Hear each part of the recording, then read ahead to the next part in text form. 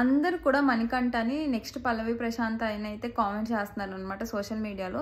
ఎందుకనంటే పల్లవి ప్రశాంత్ కూడా ఫస్ట్ ఇలాగే ఎమోషనల్గా స్టార్ట్ అయింది జర్నీ. స్లోగా తన టాస్క్లు బాగా ఆడడం, తర్వాత స్ట్రాంగ్గా అవ్వడం, నామినేషన్స్ అప్పుడు చాలా స్ట్రాంగ్గా ఆన్సర్ చెప్పడం, ఇవన్నీ జరిగాయి. సో సేమ్ మణికంఠ కూడా అలాగే ఫస్ట్ వీక్ అంతా ఎమోషనల్గా ఉన్నా సెకండ్ వీక్ అయితే తను మార్చుకున్నాడు. ఎప్పుడైతే ఆ బిగ్ బాస్ కన్ఫెషన్ రూమ్లోకి వెళ్ళి బిగ్ బాస్తో మాట్లాడాడో అప్పటి నుంచి అయితే తను చెప్పాడు కదా నేను ఏడవను అని. తను మార్చుకున్నాడు, తను స్ట్రాంగ్ అయ్యాడు.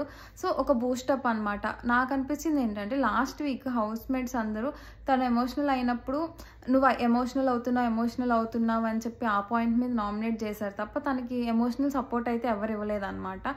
సో అది బిగ్ బాస్ నుంచి వచ్చింది. అది ఆ బిగ్ బాస్ నుంచి డైరెక్ట్గా రావడం వల్ల తను దాన్ని ఒక పాజిటివ్ వేలో తీసుకొని ముందుకైతే వెళ్ళాడు. ఈ వీక్ చూస్తే తను చాలా ఇంప్రూవ్ అయ్యాడు. ఏ రోజు కూడా ఎమోషనల్గా మాట్లాడలేదు. అండ్ టాస్క్లో కూడా తను 100% ఇచ్చాడు. ఎక్కడ కూడా గివ్ అప్ అయితే చేయలేదు. తన మార్క్ అంటే ఈ వీక్లో చాలా కనిపించింది. ఈరోజు ఓడిపోయినా కూడా తను ఏదో ఒకటి దొంగతనం చేయాలి అని చెప్పి అయితే చూశాడు. కానీ నిఖిల్ సపోర్ట్ చేయలేదు, ఎందుకంటే నిఖిల్ అది నచ్చదు అని చెప్పాడు అనమాట. అండ్ తను లాస్ట్లో మాట్లాడిన మాటలు చాలా జోవియల్గా ఫన్నీగా ఉన్నాయి. అంటే మినిట్ మేడ్ మొహం మీద పోయింది, ఈ రాగిపిండి తీసుకెళ్ళి లాస్ట్లో చల్లేస్తాను పొలిమేరలో అనడం, ఇవన్నీ ఏంటంటే చాలా నవ్వు వస్తుంది. ఇంకొకటి, ఏ పర్సన్ దగ్గర నుంచి అయితే మనం ఓన్లీ ఎమోషనల్ వర్డ్స్ని చూసాము ఆ పర్సన్ ఇలా ఫన్నీగా మాట్లాడడం అంటే చాలా ట్రాన్స్ఫర్మేషన్ అని చెప్పాలి.